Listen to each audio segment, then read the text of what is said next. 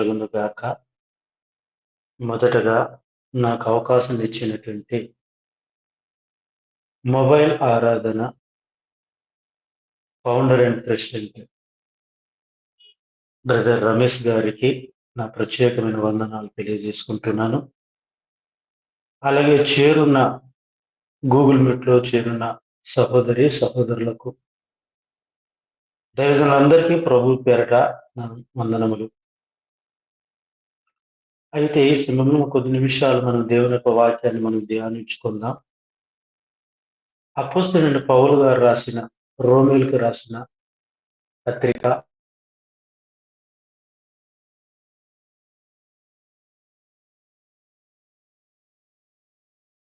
12 వాక్యాలను మనం చదువుకుందాం.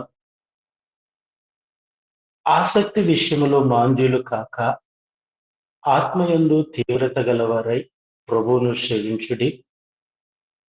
నిరీక్షణ గలవారై సంతోషించుచు శ్రమయందు ఓర్పు గలవారై ప్రార్థనయందు పట్టుదల కలిగి ఉండుడి. చిన్నమట్ట ప్రార్థన చేద్దాం. మహోన్నతుడా, గొప్పవాడా, ఆశ్చర్యకరుడా, అద్భుతకరుడా, విమోచకుడా, మీకే స్తోత్రాలు స్తుతులు చెల్లించుకుంటున్నా. అయ్యా, ఇదిగో ఈ నూతన దినాన మాకు అనుగ్రహించి ఈ మొబైల్ ఆరాధన ద్వారా మేము నేను స్తుతించుటకును, తండ్రి మీరు మాకు అనుగ్రహించినటువంటి సమయాన్ని బట్టి స్తుతులు చెల్లిస్తున్నాను. ఏ యోగ్యత లేని నన్ను ప్రేమించి ఇదిగో మీ దాసులు అనుగ్రహించిన సమయాన్ని బట్టి మరొక్కసారి మీ కృతజ్ఞతాస్తుతులు చెల్లిస్తూ చదవబడిన లేఖనం ద్వారా మాతో మాట్లాడండి. అల్పుడను, దీనుడను, నిష్ప్రయోజకుడను నన్ను మరుగుపరిచి నీ ఆత్మ నడిపింపును దయచేయమని ఎంత మాత్రం నా స్వబుద్ధిని ఆధారం చేసుకొనక నీ ఆత్మ నడిపింపు నాకు అనుగ్రహించమని, వినగలిగే చెవులను గ్రహించేటువంటి మనసును మాకు దయచేయమని యేసుక్రీస్తు నామములో ప్రార్థించి వేడుకుంటున్నాం తండ్రి. ఆమేన్. ప్రభువునందు ప్రేమైనటువంటి సహోదరి సహోదరులారా, చదవబడినటువంటి లేఖనాల్లో ఒక 5 విషయాలు మనము ధ్యానించుకుందాం. అపోస్తున్నటువంటి పౌలు గారు రోమలో ఉన్నటువంటి సంఘానితో రాస్తూ, అపోస్తున్నటువంటి పౌలు గారు మరి క్రీస్తు పూర్వం అంటే క్రీస్తు శకం 58వ సంవత్సరంలో ఆ కాలంలో ఈ రోమీయులకు రాసిన పత్రిక రాశారు. ఇక్కడ మనం మొదటి అధ్యాయంలో మనం చూసినట్లయితే అక్కడ యేసుక్రీస్తు దాసుడను అపోస్తలుగా నుండుటకు పిలువబడిన వాడను దేవుని సువార్త నిమిత్తము ప్రత్యేకింపబడిన వాడనైన పౌలు రోమలో ఉన్న దేవుని ప్రియులందరికీ అనగా పరిశుద్ధులుగా ఉండుటకు పిలువబడిన అందరికీ శుభమని రాయున్నది అని దేవుని లేఖనం సెలవిస్తుంది. అయితే ఇక్కడ మనం గమనించవలసిన విషయం ఏమిటంటే, అపోస్తున్నటువంటి పౌలు గారు రోమలో ఉన్నటువంటి సంఘానికి రాస్తూ ఉన్నాడు. ఇక్కడ మనం చదివినటువంటి లేఖనాలను చూసినట్లయితే ఇక్కడ 5 విషయాలు మనకు కనిపిస్తాయి. ఆసక్తి విషయంలో మాంద్యులు కాక ఆత్మయందు తీవ్రత గలవారై ప్రభువుని సేవించుడి. నిరీక్షణ గలవారై సంతోషించుచు శ్రమయందు ఓర్పు గలవారై ప్రార్థనందు పట్టుదల కలిగి ఉండుడి అనేటువంటి మాటలు మనం చూస్తున్నాం. అయితే ప్రభునందు ప్రేమైనటువంటి సహోదరి సోదరులారా, మొదటిగా మనం చూసినట్లయితే ఆసక్తి విషయంలో మాంద్యులు కాక. ఇక్కడ అపోస్తున్నటువంటి పౌలు గారు ఆ సంఘముతో రాస్తున్నాడు. ఏంటి ఆసక్తి విషయంలో మాంద్యులు కాకూడదు అని మనం చూసినట్లయితే దేవుని యందు ఆసక్తి. మొదటి ఉన్నటువంటి ఆసక్తి ఒకవేళ వారికి లేకపోవచ్చు. మొదటి ఉన్నటువంటి ఆసక్తి కలిగి దేవుని సన్నిధిలో వచ్చే అనుభవం ఒకవేళ లేకపోవచ్చు. మొదటి ఉన్నటువంటి వాక్యము పట్ల ఆసక్తి ఒకవేళ లేకపోవచ్చు. అందుకాబట్టే అపోస్తున్నటువంటి పౌలు గారు ఆ సంఘంతో అంటున్నాడు, ఆసక్తి విషయంలో మాందులు కాకూడదు. ప్రభునందు ప్రియమైనటువంటి సహోదరి సహోదరులారా, మన జీవితాల్లో కూడా మనం ఆలోచన చేద్దాం. మనము కూడా ఒకప్పుడు ప్రభువును తెలుసుకొని, ప్రారంభ దినాల్లో ప్రభువును తెలుసుకొని, ప్రభువును మనం సొంత రక్షకుడుగా అంగీకరించి, ఆ మొదటి దినాల్లో ఎంతో ఆసక్తి కలిగిన వారుగా ఉంటాం. మొదటి దినాల్లో ఎంతో ఆసక్తి కలిగి జీవించే వారుగా ఉండి ఉంటాం. రాగా మన ఆసక్తి దేవుని పట్ల తగ్గిపోయిందేమో. ఇక్కడ అందుకే మనం చూస్తే ఆసక్తి విషయంలో మాంద్యులు కాకూడదు అని దేవునికి లేఖనం సెలవిస్తుంది. మన జీవితాల్లో మనము కూడా ఒకవేళ ఈ రోములో ఉన్నటువంటి సంఘ పరిస్థితి లాగా ఉన్నామేమో. ఆసక్తి, దేవుని పట్ల ఆసక్తి, దేవుని ఆ దేవుని యొక్క వాక్యం అంటే ఆసక్తి లేని వారుగా, దేవుని సన్నిధి అంటే ఆసక్తి లేని వారుగా, దేవుని పని అంటే ఆసక్తి లేని వారుగా ఒకవేళ ఉండి మాంద్యులుగా ఉంటూ ఉన్నామేమో. ప్రభునందు ప్రియ సహోదరి సోదరులారా, ఒక్కసారి ఈ ఉదయకాల సమయంలో మనంతట మనం పరిశీలన చేసుకుందాం. ఇక్కడ అందుకే అపోస్తులైనటువంటి పౌలు గారు ఆసక్తి విషయంలో మాంద్యులు కాకూడదు అని చెప్తూ ఉన్నాడు. చూడండి, ఒకసారి మనము దేవుని యొక్క వాక్యాన్ని మనం చూసినట్లయితే, ఒకసారి మనం గమనించినట్లయితే, తీతుకు రాసిన పత్రిక 2వ అధ్యాయం 14 వాక్యాన్ని మనం చదివినట్లయితే, ఆయన సమస్త దుర్నీతి నుండి మనల్ని విమోచించి సత్క్రియలందరి శక్తి గల ప్రజలు తనకు కోసరం పవిత్రపరుచుకొని తన సొంతుగా చేసుకొనుటకు తనను తాను మన కొరకు అర్పించుకొనెను అంటున్నాడు.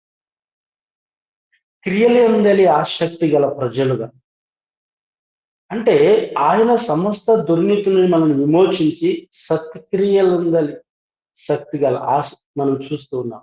అంటే మనం ఒకప్పుడు మనం దుర్నీతి కలిగిన వారం, దేవునికి వ్యతిరేకంగా ఉన్న వారం, మరి దేవుని తెలియనటువంటి వారం, చీకటిలో ఉన్నటువంటి వారు, మరి అటువంటి పరిస్థితుల్లో ఉన్నటువంటి మనల్ని దేవుడు మనల్ని విడిపించి దేవుని పట్ల ఆసక్తి కలిగి జీవించాలని, దేవుని పట్ల ఆసక్తి కలిగి బ్రతకాలని, దేవుని పట్ల ఆసక్తి కలిగి ఉండాలని దేవుడు కోరుకున్నాడు.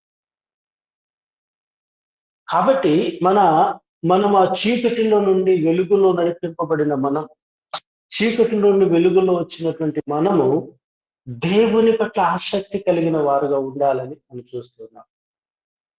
ప్రభునందు ప్రియ సహోదరి సోదరులారా, మన జీవితంలో ఒకసారి మనం ఆలోచన చేసుకుందాం.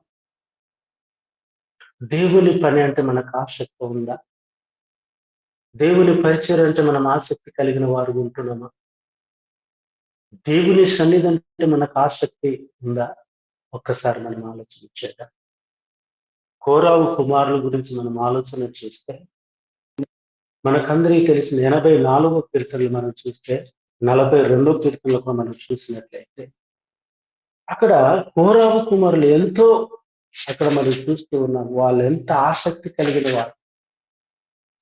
అక్కడ మనం చూసినట్లయితే 84వ కీర్తన మనం చూసినట్లు, సైన్యములకు అధిపతి అగు యెహోవా, నీ నివాసములు ఎంతో రమ్యములు. యెహోవా మందిర ఆవరణము చూడవలని నా ప్రాణం ఎంతో ఆశపడుచున్నది, అది సొమ్మచులుచున్నది. జీవం గల దేవుని దర్శించుటకు నా హృదయమును, నా శరీరమును ఆనందముతో కేకలు వేయుచున్నది. చూడండి, ఇక్కడ కోరావు యొక్క కుమారులు దేని కొరకు ఆశ కలిగి ఉన్నారు అని మనం చూసినట్లయితే, సైన్యములకు అధిపతి అగు యెహోవా, నీ నివాసములు ఎంతో రమ్యములు. యెహోవా మందిర ఆవరణము చూడవలనని నా ప్రాణం ఎంతో ఆశపడుచున్నది, అది సొమ్మసిల్లుచున్నది అంటున్నారు. ప్రభునందు ప్రియ సహోదరి మన జీవితాల్లో కూడా మనము ఆసక్తి కలిగిన వారుగా ఉండాలి. ఇక్కడ అందుకే జీవము గల దేవుని సన్నిధిలో, జీవం గల మరొక మనం చూసినట్లయితే యెహోవా మందిరమును చూడవలని నా ప్రాణం ఎంతో ఆశపడుచున్నది, అది సొమ్మసిల్లుచున్నది. జీవం గల దేవుని దర్శించుటకు నా హృదయమును నా శరీరం ఆనందంతో కేకలు. మరి ఇటువంటి ఆసక్తి మనకుందా? దేవుని సన్నిధికి వెళ్ళాలని, దేవుని సన్నిధికి వెళ్ళి స్తుతించాలని, దేవుని సన్నిధికి వెళ్ళి మనం ఆరాధించాలని, ఇటువంటి ఆసక్తి కలిగి మనము జీవిస్తున్నామా? ఒక్కసారి ఆలోచన చేద్దాం. అందుకే అపోస్తులైనటువంటి పౌలు గారు ఆసక్తి విషయంలో మాంద్యులు కాకూడదు. ఈ సమయంలో మనం ఒక్కసారి ఆలోచన చేద్దాం. కోరాబు ఎంతగానో తన కుమారులు దేవుని సన్నిధి చూడాలి, దేవుని మందిర ఆవరణం చూడాలని ఆశ కలిగిన వారుగా ఉంటున్నారు. మనల్ని దేవుడు సృష్టించినటువంటి దేవుడు, మనము చీకట్లో ఉన్న మనల్ని దేవుడు వెలుగులో నడిపించిన దేవుడు, మనము దేవుని పట్ల ఆసక్తి కలిగి ఉండాలి. కాబట్టి ఇక్కడ మరి ఆసక్తి కలిగిన వారిగా మనం చూస్తున్నాం. అదే మనం ఒకసారి మనం గమనించినట్లయితే మొదటి కొరింథీ పత్రిక, అపోస్తలుడైన పౌలు గారు రాసిన మొదటి కొరింథీ పత్రిక 15వ అధ్యాయము 58వ వాక్యాన్ని మనం చూసినట్లయితే,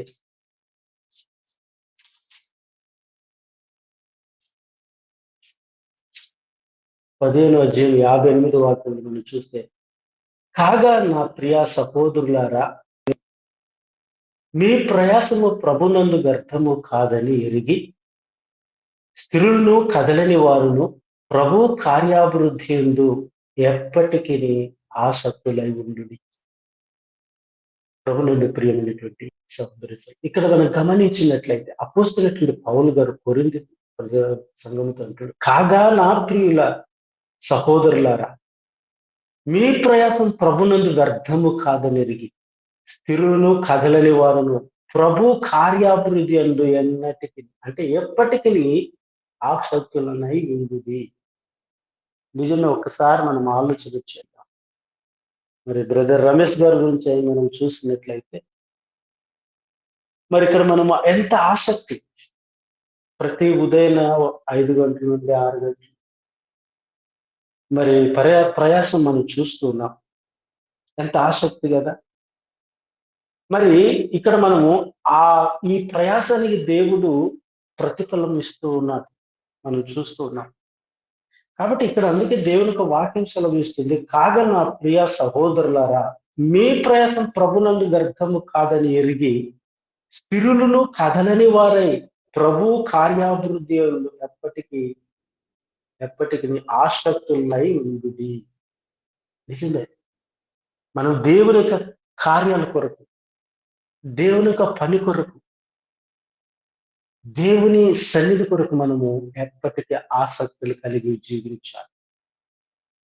కాబట్టి ప్రభునందు ప్రియమైనటువంటి సహోదరి సోదరా, మొదటిగా మనం అపోస్తలుడైన పౌలు గారు అంటున్నారు, ఆసక్తి విషయంలో మాంద్యులు కాకూడదు అంటారు. మరి రెండోది మనం చూసినట్లయితే, రెండో మాట మనం చూసినట్లయితే, ఆత్మయందు తీవ్రత గలవారై.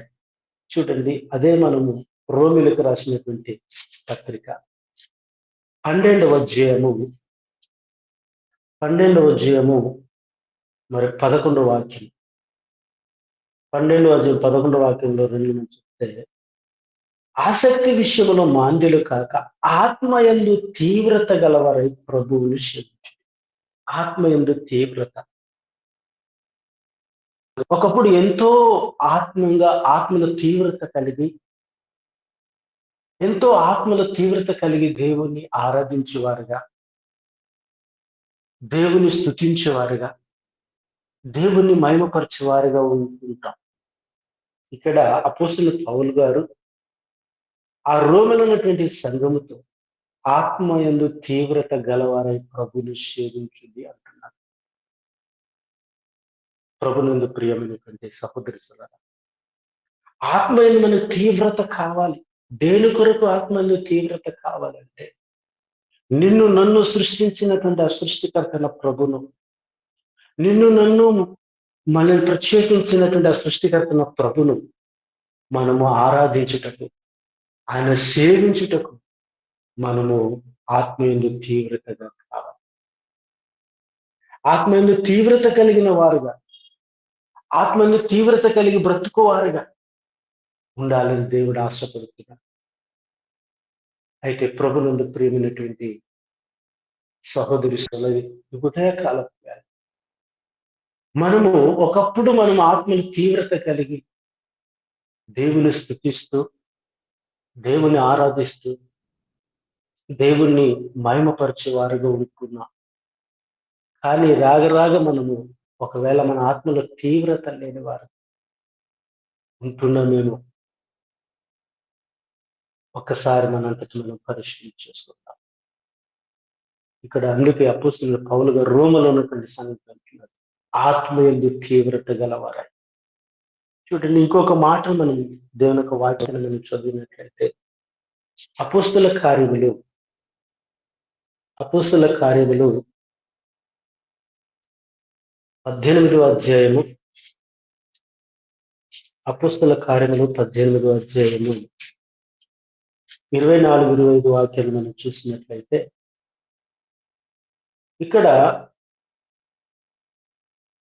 అలెగ్జాంద్రియుడు అయిన అపోలలో అను ఒక యూదుడు ఎఫెసునకు వచ్చెను. అతడు విద్వాంసుడును, లేఖనములందు ప్రావీణ్యుడై ఉండెను. అతడు ప్రభు మార్గం విషయమై ఉపదేశము పొంది తన ఆత్మయందు తీవ్రత పడినవాడు. ప్రభునందు ప్రియమైనటువంటి సహోదరులారా, సహోదరులారా, ఇక్కడ మనం గమనించినట్లయితే విద్వాంసుడు అంట. ఈయన ఎవడంటే అప్పులలో ఒక యూదుడు. ఎఫెసుకు వచ్చాడు. అతడు విద్వాంసుడు, లేఖనలందు ప్రావీణ్యుడై ఉండను. ఇటువంటి వ్యక్తి ప్రభు మార్గం విషయంలో బోధించుడు తీవ్రమైనటువంటి ఆత్మను తీవ్రత కలిగిన వారు. ఈరోజు ఒకసారి మనం ఆలోచన చేస్తే ఉన్నతమైనటువంటి చదువులు చదివి, ఉన్నతమైన చదువులు చదివి, ఉన్నతమైనటువంటి రీతిలో ఉన్నటువంటి వారిని మనం పరిశీలన చేస్తే మాకు ఆ దేవుడు వద్దు, మేమెందుకు ఆయన ఆరాధిస్తాం అనేటువంటి మాటలు మనం వింటుంటాం. కానీ ఇక్కడ మనము అలెగ్జాండర్ ఉన్నటువంటి అపోలలో మనం చూసినట్లయితే ఈ వ్యక్తిని మనం చూసినట్లయితే విద్వాంసుడు అంటే గొప్ప విద్య కలిగినటువంటి వాడు, లేఖనాలందు ప్రాజ్ఞుడై ఉన్నాడు. పరిశుద్ధ గ్రంథంలో నిజంగా ఒకసారి ఆలోచన చేస్తే ఈ లేఖనంలో ప్రావీణ్యత కలిగినటువంటి వ్యక్తి ఏ విషయంలో తీవ్రత కలిగిన వాడంటే ప్రభు మార్గం విషయంలో బోధించుటకు, ప్రభు విషయంలో తెలియజేయుటకును ఆయన తీవ్రత కలిగిన వారు ఉన్నారు. అందుకే ప్రభునందు ప్రేమినటువంటి సహోదరులారా, మనము లూకాసు వార్తలో మనం గమనించినట్లయితే 2వ అధ్యాయంలో కూడా ఇక్కడ మనం చూసినట్లయితే ఇక్కడ కూడా ఒక వ్యక్తి మనకు కనిపిస్తారు.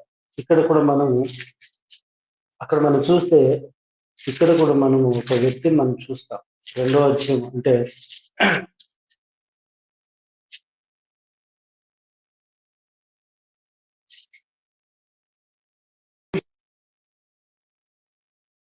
3వ అధ్యాయం మనం చూసినట్లయితే 3 అంతటా అతడు వచ్చి పాప క్షమాపణ నిమిత్తము మారు మనసు విషయమైన బాప్తిసం పొందవలని యోర్దాను నది ప్రదేశం అంతటా ప్రకటించుచుండెను. ప్రభు మార్గము సిద్ధపరచుడి, ఆయన త్రోవలను సరళము చేయుడి.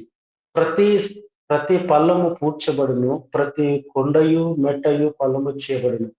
వంకర మార్గము తిననివి అగును, గరుకు మార్గము నున్నవి అగును. సకల సరిలు దేవుని రక్షణ చూతురు అని అరణ్యములో కేకలు వేచిన ఒక నిశ్శబ్దము అని ప్రవక్త అయిన యేసయ్య వాక్యం గ్రంథంలో రాయబడ్డాయి. ఇక్కడ మనం గమనించినట్లయితే బాప్తిసం ఇచ్చేటువంటి యోహాను గారి గురించి మనం చూస్తున్నాం. ఆయన కూడా ఆత్మలో తీవ్రత కలిగిన వారు. అక్కడ మనం చూస్తున్నాం కదా, ప్రభు మార్గం సిద్ధపరచని అనేకులను దేవుని వైపు నడిపించుటకును మరి ఆయన అరణ్యంలో కేకలు వేస్తూ ఉన్నాడంట. ప్రభు మార్గము సమీపించినది కాబట్టి మీరు మారు మనసుకోండి. అయితే ప్రభునందు ప్రియమైనటువంటి సహోదరి సోదరులారా, మన జీవితంలో మనము ఆత్మయందు తీవ్రత కలిగిన వారుగా ఉంటున్నామా? అనేకమైనటువంటి మన ఎరగనటువంటి స్నేహితులు, అంటే మనకు తెలిసినటువంటి స్నేహితులు, బంధువులు, రక్త సంబంధులు ఎంతో మంది దేవుని ఎరగని వారుగా ఉంటున్నారు. ఆ ప్రభు రక్షకుడుగా ఎరగినటువంటి వారు ఉంటున్నారు. వారి కొరకు మనము ప్రార్థన చేయగలిగి వారి స్వార్థ ప్రకటించగలుగుతున్నాము. ఆత్మలో మనకు తీవ్రత ఉందా? నేను వారిని ప్రభుని గురించి పరిచయం చేయాలి, ప్రభుని గురించి తెలియజేయాలి, ప్రభే రక్షకుడని మనము వారికి తెలియజేయాలనేటువంటి ఆత్మలో తీవ్రత కలిగిన వారు ఒక్కసారి మనం ఆలోచన చేద్దాం. అక్కడ మనం చూసి అలెగ్జాండర్ అనేటువంటి ఆ వ్యక్తి గొప్ప విద్యావంతుడు, లేఖనాల్లో ప్రావీణ్యత కలిగినటువంటి వ్యక్తి, ఆ ప్రభు మార్గమును గూర్చి ఆయన ఆత్మలకు తీవ్రత కలిగిన వాడు, ప్రభును మార్గం గురించి బోధించేవాడుగా, అనేకులు దేవుని వైపు నడిపించేవాడుగా ఉంటాడు. అయితే ఒక్కసారి మనం ఆలోచన చేద్దాం. ఈ ఉదయకాల సమయంలో మనము ఆత్మయందు తీవ్రత కలిగిన వారుగా, ఆత్మయందు తీవ్రత కలిగి ఆరాధించే వారుగా ఉంటున్నామా? దేవుని వైపు నడిపించే వారుగా ఒకసారి ఆలోచన చేద్దాం. అలాగే ఇంకొక లేఖనాన్ని మనం పరిశీలన చేసినట్లయితే అపోస్తుల కార్యములు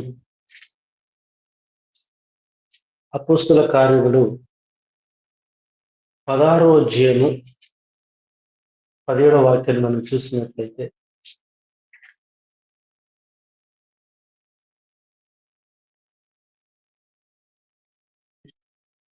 అపోస్తుల కార్యములు 16వ అధ్యాయము 17వ వాక్యం. ఆమె పౌలు ముమ్మారు మమ్మల్ని వెంబడించి ఈ మనుషులు సర్వోన్నతుని దేవుని దాసులు, వీరు మీకు రక్షణ మార్గమును ప్రచురించి వారై ఉన్నారని కేకలు వేసి చెప్పారు.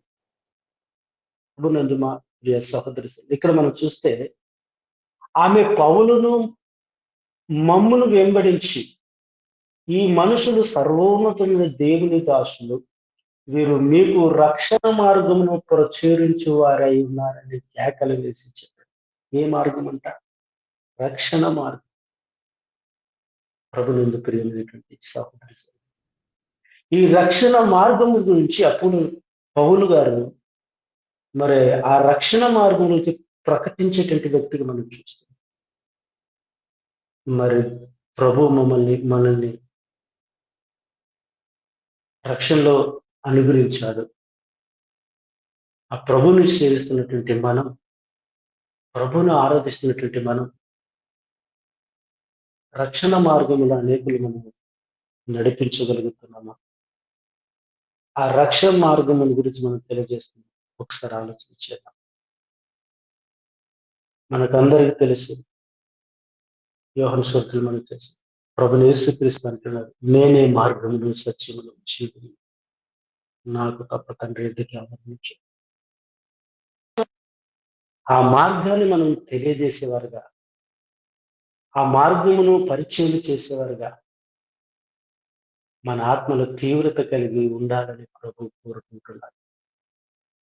అయితే ప్రభునందు ప్రియమైనటువంటి సహోదరి సోదరులారా, అపోస్తలుడైన పౌలు గారు రోమీయుల సంఘంతో అంటున్నారు, ఆత్మ తీవ్రత గలవారై ప్రభువుని సేవించుడి అంటున్నారు.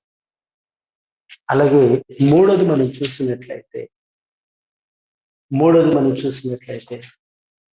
అదే 12వ అధ్యాయము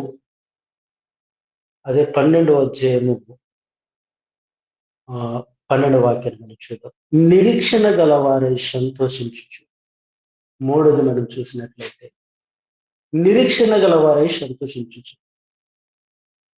మనము ఒకసారి ఆలోచన చేద్దాం. ఏంటి నిరీక్షణ? మన యొక్క నిరీక్షణ ఏమిటి? ఒకసారి ఆలోచన చేస్తే మన నిరీక్షణ ఏమిటంటే, ప్రభుని తెలుసుకున్నటువంటి మనం, ప్రభుని ఎరిగినటువంటి మనం, ఏదో ఒక దినాన్న మనము పరలోక రాజ్యములో వెళ్తాము అనే నిరీక్షణ మనకు కావాలి. ఈ రోజు మనం ఒక్కసారి పరిశీలన చేస్తే సంఘం వెలుపల ఉన్నటువంటి మన ప్రజలను మనం చూస్తే వారికి నిరీక్షణ లేదు. వాళ్ళకి నిరీక్షణ అంటూ లేదు. ఎందుకంటే వారు మరణించిన తర్వాత ఎక్కడికి వెళ్తారనేది తెలియని పరిస్థితి. కానీ దేవుడు మనకు ఒక నిరీక్షణ ఇచ్చారు. ఆ నిరీక్షణ ఏంటంటే మనము ప్రభును తెలుసుకున్నటువంటి మనము, ప్రభును అనుసరిస్తున్నటువంటి మనం, ప్రభును మనము ఆరాధిస్తున్నటువంటి మనకు ఒక నిరీక్షణ ఉంది. మనము ప్రభు రాకడలో ఆయనతో ఉంటాము ఆ పరలోకములో అని మనకు నిరీక్షణ. దానిని బట్టి మనం సంతోషించాలి. అందుకే వాటి కొరకు మనం నిరీక్షణ కలిగి ఉండాలి. వాటి కొరకు నిరీక్షణ కలిగి సంతోషించాలి. చూడండి, ఒక లేఖన భాగాన్ని మనం పరిశీలన చేస్తే ఫిలిప్పీలకు రాసిన పత్రిక, అపోస్తలుడైన పౌలు గారు ఫిలిప్పీలకు రాసిన పత్రిక 3వ అధ్యాయము 20వ వాక్యాన్ని మనం చూసినట్లయితే, మన పౌరస్థితి పరలోకమందున్నది, అక్కడ నుండి ప్రభుని యేసుక్రీస్తు అను రక్షకుని నిమిత్తము కనిపెట్టుచున్నాం. మన పౌరస్థితి ఏమిటి అంటే పరలోక రాజ్యం. ఈ పరలోక రాజ్యము కొరకు మనం ఏమి చేయాలంటే నిరీక్షణ కలగవారై సంతోషించుతూ వాటి కొరకు ఎదురు చూడాలి.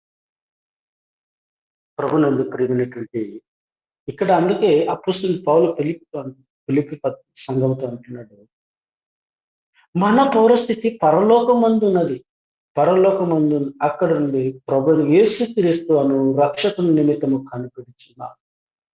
నిజమే, ఆ ప్రభు అయినటువంటి యేసుక్రీస్తు కొరకు మనం కనిపెట్టేవారుగా, ఆయన రాకడ కొరకు మనం కనిపెట్టేవారుగా. మనం అనుకోవచ్చు, మా చిన్నప్పటి నుండే అప్పటి నుండే ప్రభు రాకడ వస్తుంది అన్నారు, ఇప్పటి వరకు రాలేదు అని మనం అనుకోవచ్చు. కానీ ప్రభునందు ప్రియ సహోదరి సోదరులారా, వాటి కొరకు నిరీక్షణ కలిగి ఉండాలి. అందుకే లేఖనంలో ఒక మాట ఉంది, అంతటా అందరూ మారు మనసు పొందాలని ప్రభు అంటారు, ఆలస్యం చేస్తున్నారు. కాబట్టి మనము నిరీక్షణ, ఆ ప్రభు యొక్క రాకడ కొరకు నిరీక్షణ గలవారై సంతోషిస్తూ, ఈరోజు ఆ పౌరస్థితి మన పరలోకం అని గ్రహిస్తూ వాటిని బట్టి మనం సంతోషించే వారిగా ఉండాలి. కాబట్టి ఈ సమయంలో ఒక్కసారి మనం ఆలోచన చేద్దాం. మన పౌరస్థితి పరలోక రాజ్యం అని, ప్రభు అయిన యేసుక్రీస్తు రాకడ ఉందని, వాటి కొరకు మనం నిరీక్షించుతూ సంతోషించేటువంటి బిడ్డలుగా ఉండాలని దేవుడు ఆశపడుతున్నాడు. కాబట్టి మనం నిరీక్షణ గలవారై ఉండాలని, ఒకవేళ మనకు నిరీక్షణ ఒకవేళ లేకపోతే ఇంకా మనం అనుకోవచ్చు, మనం చూస్తున్న లోకంలో వింటున్న మాట, చనిపోతే కిందో మీదో అంటున్నారు. కానీ కింద మీద కాదు. దేవుని ఎరిగినటువంటి సహోదరులు నిరీక్షణ ఏమిటంటే ప్రభు రాకడలో ఆయన వస్తాడు, మనం తీసుకువెళ్తాడు అనేటువంటి ఆ నిరీక్షణ మనం కలిగి ఉండాలి. కాబట్టి అపోస్తలుడైన పౌలు గారు ఆ రోమియో ప్రభుత్వ సంఘంతో అంటున్నాడు, మీరు నిరీక్షణ గలవారై సంతోషించాలి. అలాగే నాలుగో మాట మనం చూసినట్లయితే నాలుగో మాట మనం చూసినట్లయితే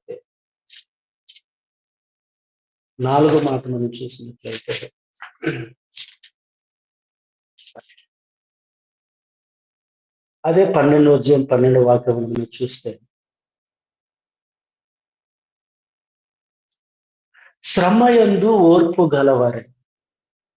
నాలుగో మాట, శ్రమయందు ఓర్పు గలవారే. ప్రభునందు ప్రియమైనటువంటి సహోదరి సోదరా, దేవుని ఎరిగినటువంటి మనల్ని, దేవుణ్ణి తెలుసుకున్నటువంటి మనల్ని శ్రమ రాదు అనుకోకూడదు. ఆ దేవుణ్ణి తెలుసుకున్నాను, ఆ దేవుని ఎరిగి స్థుతిస్తున్నాను, ప్రార్థిస్తున్నాను, నమ్మకం ఉన్న నాకే శ్రమల అనుకోవచ్చు.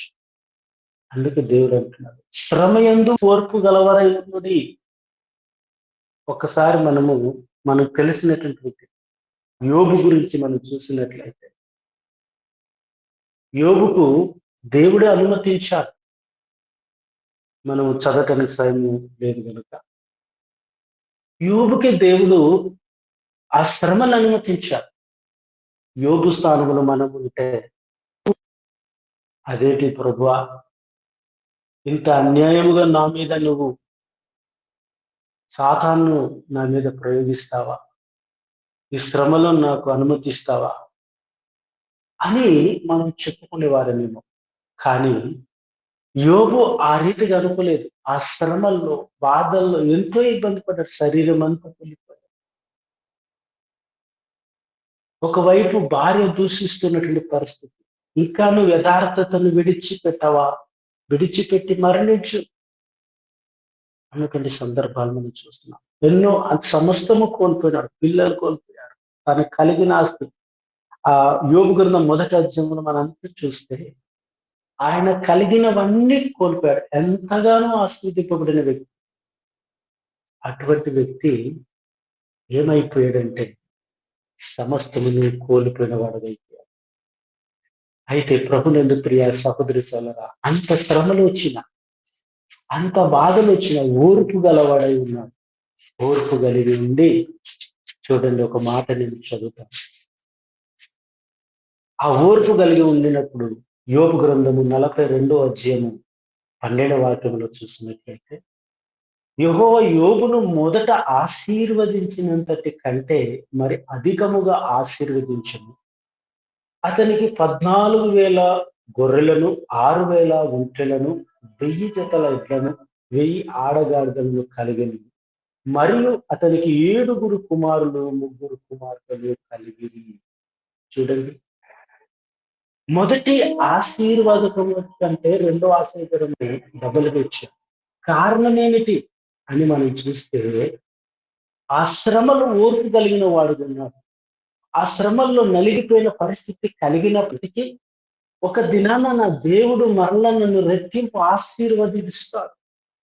ఒక దినాన నాకు దేవుడు మరల గొప్ప దీవెన కలిగిస్తాడు అనేటువంటి స్థితి కలిగి ఉన్నాడు. కాబట్టే ఆయన ఏం చేశాడంటే, ఓర్పు కలిగి జీవించాడు. కాబట్టి రెండింత ఆశీర్వదించినట్టు మనం చూస్తున్నాం.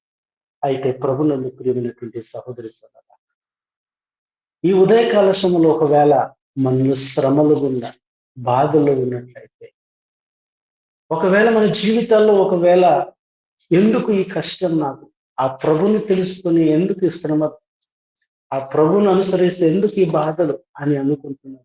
కానీ దేవుడు అంటున్నాడు, శ్రమయందు ఓర్పు గలవారై. ప్రభునందు ప్రియమైనటువంటి సహోదరి సోదరులారా, మన జీవితాల్లో ఒక్కసారి మనం ఆలోచన చేద్దాం. మన శ్రమయందు ఓర్పు గలవారై ఉండాలని దేవుడు ఆశపడుతున్నాడు. కాబట్టి మన జీవితంలో మరి అందుకే అపోస్తలుడు పౌలు గారు రోమిలన్నటువంటి సంఘంతో అంటున్నాడు, ఆ శ్రమయందు ఓర్పు గలవారై ఉండాలి. మన పరిస్థితి ఎలాగున్నా, ఒకవేళ మన పరిస్థితి ప్రతికూల పరిస్థితులు కాదు, మన పరిస్థితి దేవుని మనకు అనుకూలము కాకపోయినా, దేవుళ్ళు మనం ఉన్నట్లయితే, ఆ ఓర్పు కలిగి మనం ఉన్నట్లయితే, యోబును దేవుడు ఏ రీతిగా ఆశీర్వదించాడో అదే ఆశీర్వాదం దేవుడు మనకి ఇస్తాడు. ఎందుకంటే దేవుడు అన్యాయస్తుడు కాదు. దేవుడు అన్యాయస్తుడు కాదు. కాబట్టి అయితే మనకు కలిగినటువంటి శ్రమల్లో, మనకు కలిగినటువంటి పరిస్థితుల్లో మనము ఓర్పు కలిగిన వారు ఉండాలి అని దేవుని లేఖనం సెలవిస్తుంది. కాబట్టి ప్రభునందు ప్రియమైనటువంటి సహోదరి సోదరులు, ఇక్కడ మనం చూసినట్లయితే, అందుకే అపోస్తలుడు పౌలు గారు ఆ రోమిల సంఘంతో శ్రమయందు ఓర్పు గలవారు ఉండాలంటున్నారు. లాస్ట్ మాట మనం చూసినట్లయితే, అదే రోమిలకు రాసిన పత్రిక 12వ అధ్యాయము 12వ వాక్యంలో మనం చూస్తే, ప్రార్థనలో పట్టుదల కలిగి ఉండాలి. ప్రభునందు ప్రియమైనటువంటి సహోదరి సోదరులారా, ప్రార్థనలో పట్టుదల. ప్రార్థన క్రైస్తవ జీవితంలో ప్రార్థన అనేది చాలా ప్రాముఖ్యం. ఎందుకు అంటే ఒక మనిషి నిలబడటానికి వెన్నుముక ఎంత ప్రాముఖ్యమో క్రైస్తవ జీవితముకు అంత ప్రాముఖ్యం ప్రార్థన.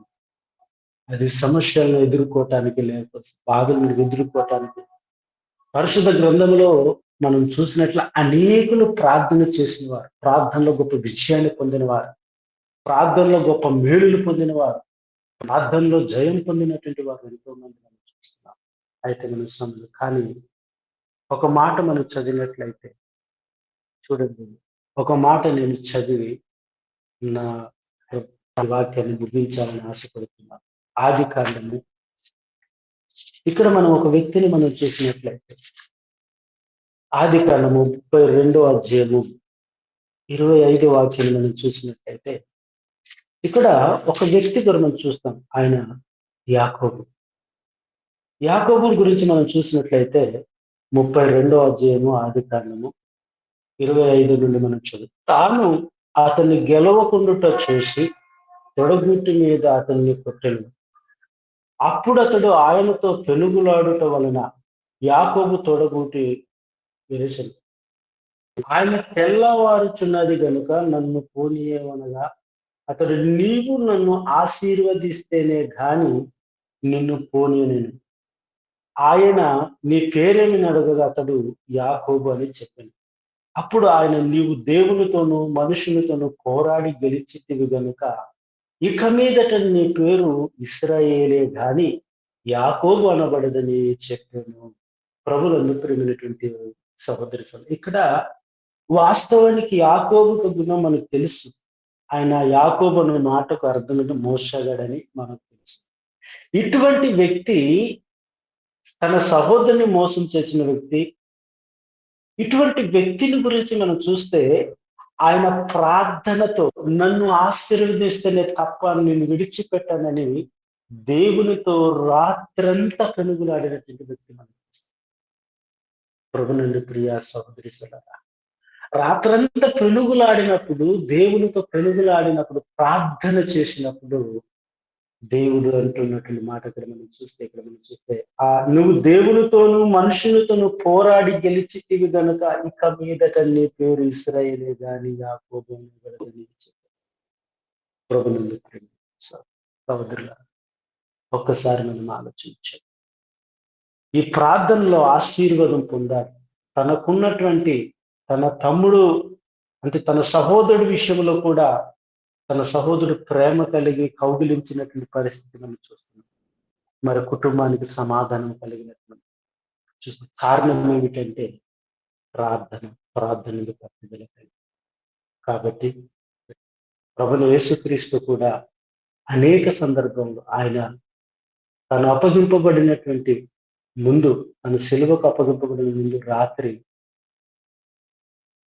ప్రార్థన పట్టుదల కలిగి ప్రార్థన చేసేవా. ఏమిటంటే, తండ్రి నీకు ఇష్టమైతే, నీ చిత్తమైతే ఈ గిన్నె నా నుండి తొలగించు అనేటువంటి ప్రార్థన మనం వింటాం. కాబట్టి మన జీవితాల్లో కూడా ఒక్కసారి మనం ఆలోచన చేద్దాం. ప్రార్థన ఎందుకు పట్టుదల కలిగిన వారిగా మనం చూద్దాం. అందుకే ఒక్కసారి చేసి ఒక మాట చెప్పి ముందుకు చూస్తాను. మొదటి సమూయేలు గ్రంథము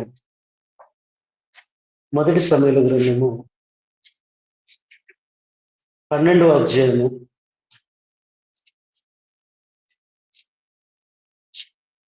ఇక్కడ మనం చూసినట్లయితే 12వ అధ్యాయం 23వ వాక్యములో ప్రవక్త అయిన సమూయేలు ఒక మాటను అంటున్నాడు. నా మట్టుకు నేను మీ నిమిత్తము ప్రార్థన చేయటం మానుట వలన యెహోవాకు విరోధముగా పాపము చేసిన వాడవుతుంది. నా మట్టుకు నేను మీ నిమిత్తము ప్రార్థన చేయటం మానుట వలన నేను యెహోవాకు విరోధముగా పాపం చేస్తాను. ప్రభునందు ప్రియ సహోదరి, మన జీవితంలో ప్రార్థన పట్టుదల కలిగి ఉండాలి. అనేకుల కొరకు మనం ప్రార్థించాలి. అందుకే అపొస్తలుడు ఇక్కడ మనం చూస్తే ప్రవక్త అయినటువంటి సమూయేలు అంటాడు, నా మట్టుకు నేను మీ నిమిత్తము ప్రార్థన చేయటం మానుట వలన యెహోవాకు విరోధముగా పాపము చేసిన వాడు. కాబట్టి మన జీవితంలో ఒక్కసారి మనం ఆలోచించాము. అపొస్తలుడు పౌలు గారు ఆ రోముల సంఘంతో అంటున్నాడు. మనం చూస్తాం ఆసక్తి విషయంలో మాంద్యులు కాకుండా ఆత్మ విషయంలో తీవ్రత కలిగి జీవించాలి, నిరీక్షణ కలిగి సంతోషించాలన్నాడు. శ్రమ యందు ఓర్పు గలవరై ప్రార్థన యందు పట్టుదల కలిగి జీవించాలి. కాబట్టి మన జీవితంలో ఒక్కసారి ఈ విషయాల్లో ఒకవేళ దేవుని యందు మన జీవితం ఎలా ఉంది, దేవుని యందు మనం ఏ రీతిగా ఉంటున్నాం, మనంతట మనం పరిశీలన చేసుకున్నాం. దేవుడి ఈ మాటలు వినికి ఆశీర్వదించి మన జీవితంలో ఫలించను. మరి సమయం ఇచ్చినటువంటి బ్రదర్ రమేష్ గారికి ప్రత్యేకమైన వందనాలు. ఈ సమయాన్ని బ్రదర్కి అప్పగిస్తాను. Thank you brother.